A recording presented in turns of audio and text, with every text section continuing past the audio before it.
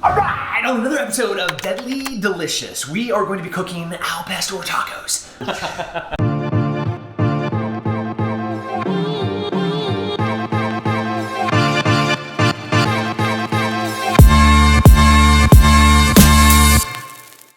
I love tacos. Being in Texas, tacos have a special place in my heart. You can have tacos for breakfast, you can have tacos for lunch, you can have tacos for second lunch, you can have tacos for second breakfast. You can have tacos anytime, for any reason, with anything. You wanna talk about beverages? What goes well with tacos? Do I want wine? Yes, goes well with tacos. Do you want coffee?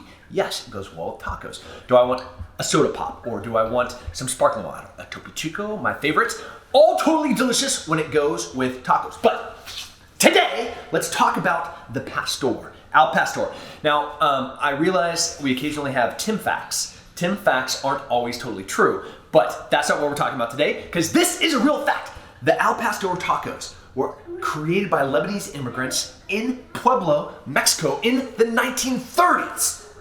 They took things that they made in Lebanon and they're like, let's mince these things together and put them into a taco. Priorities. We gotta get these on the barbecue. We're gonna smoke these delicious, fantastic chunks of pork. And after we smoke them, we're going to make them medium rare. We're gonna mince them. Then we're gonna pan sear them / fry them. And that is going to be the base for our tacos. This is gonna be epic. This is gonna be delicious. Back to this sword. All right, here we go. Flavoring on this, it's really gonna come from the smoke. I'm gonna lightly drizzle it with some, I don't know how to say this, Saskatchewan. It's a Saskatchewan. This Traeger, Saskatchewan Black and Rub. Delicious. Now, I do have my kids eating this, so they're not gonna get that one.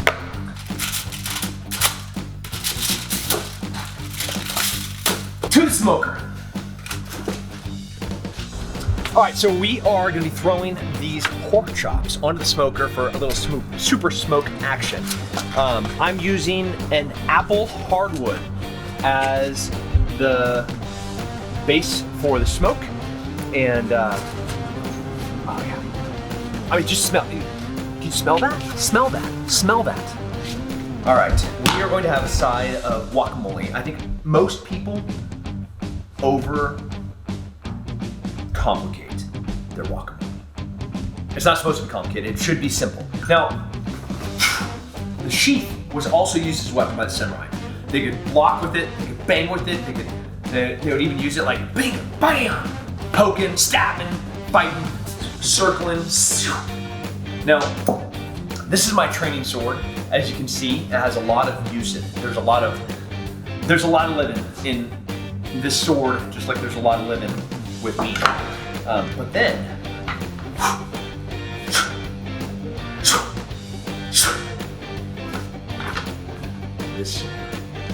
these swords weigh the same. This is my training sword. This is mine. If I have to do the things of a samurai. Now this is not me. Yeah, this is me thinking I'm a samurai. I could crack somebody really hard. Seriously, look at that. It's wood, hardwood wrapped with leather, wrapped with rope.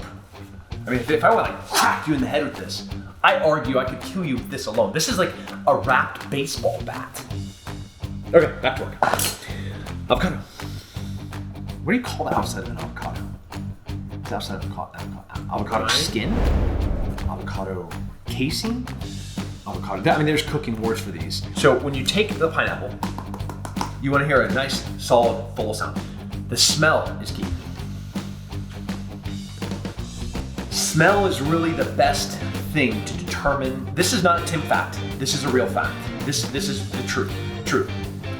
You don't want it to be like hard and firm. You don't want the whole thing to be green. You want a little bit of yellow trickling in there, but that smells like a ripe pineapple. So when you see that little Asian guy or the Mexican lady or the hairy-handed troll walking up and grabbing a pineapple off the shelf, smelling it and then putting it back, don't chastise them. Don't give them that look of not approving or castigation. They're looking for a ripe pineapple. Mind your own business. All right. It's looking good. Oh, look at that. A butter texture. Like, perfect. I don't know.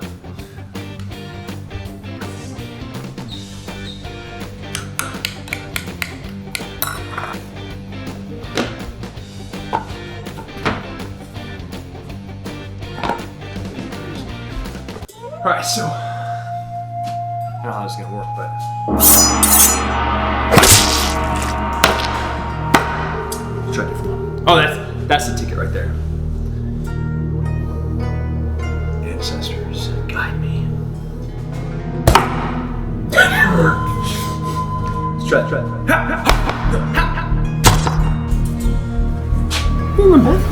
right.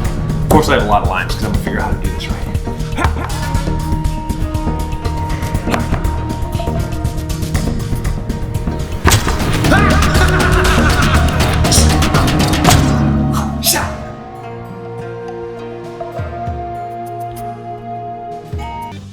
Good limes.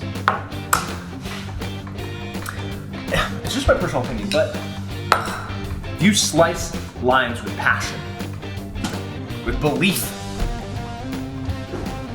with mots, I don't know what the samurai word is for, like, you know, vigor. It tastes better. That's a perfectly sliced lime. Perfect. Sure, you can slice your limes the boring way. I bet you're also a kid that had to ride a bicycle with your helmet on. Boring. I knew that was gonna be a good one. Sometimes just pick them up and like, that's gonna be a good line. I need a bigger kitchen, just for my sword skills. You're not gonna get better at sword fighting. Oh, did you see that? I'm perfect. See that? I need more space. I would be the best sword fighter ever, or at least slime slicer, if I had a bigger kitchen. I need a bigger kitchen! That's good. That's for the kids. Now, to the peppers.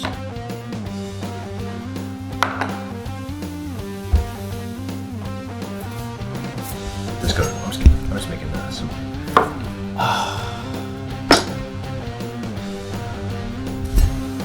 I hate you.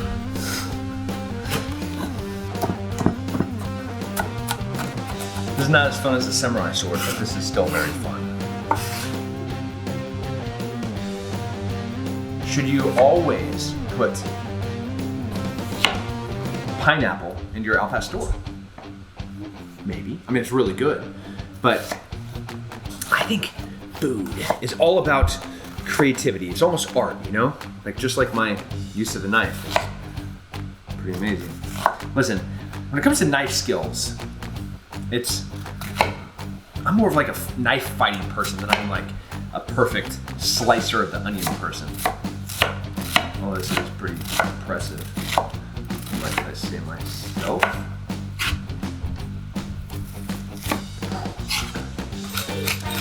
I pulled yours out already. This is yours right here. Not spicy.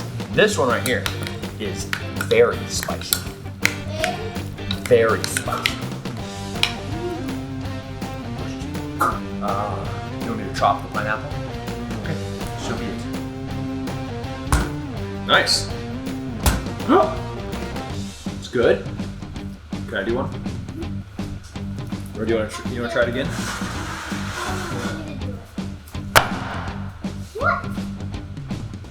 Hey! Oi! Ah! Ha! This was the head of one of my foes. We'll just leave it here as a reminder of the consequence if you trespass. All right, we're just waiting for the pork now. It's gonna get smoked, pan seared, plate it.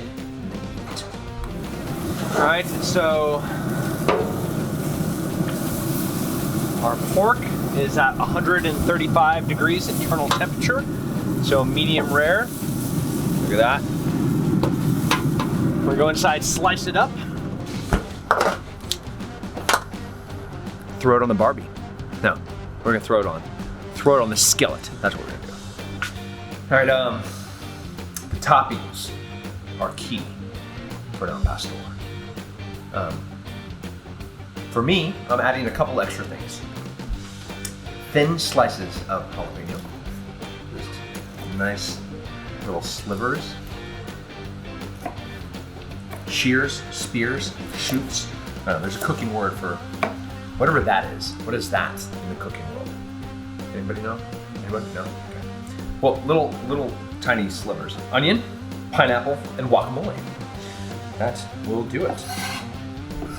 Oh, and then I take a lime, I squirt on it. So that's it.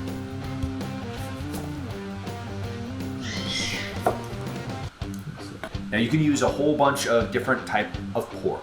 You can use the butt. You can use a split barbecue. You can do a split roast.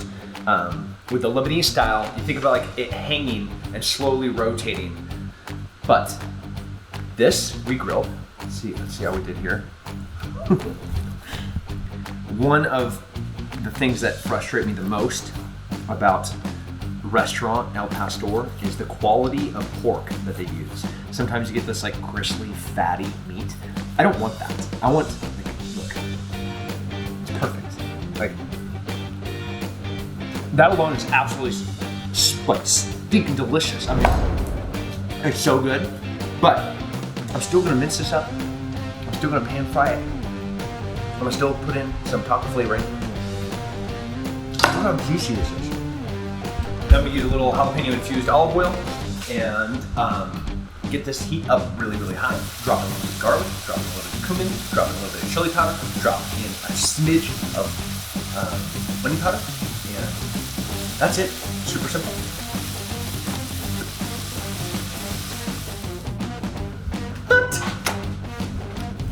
Fresh cooked tortillas. Oh my gosh, I want to eat this pork.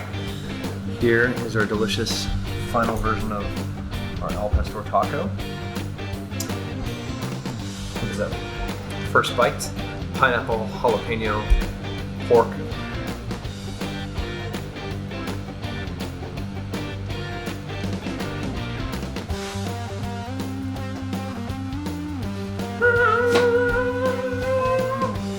It's worth the wait, you know. Smoking it like that, cost versus gain, time, you know, is the right answer, but then you taste it.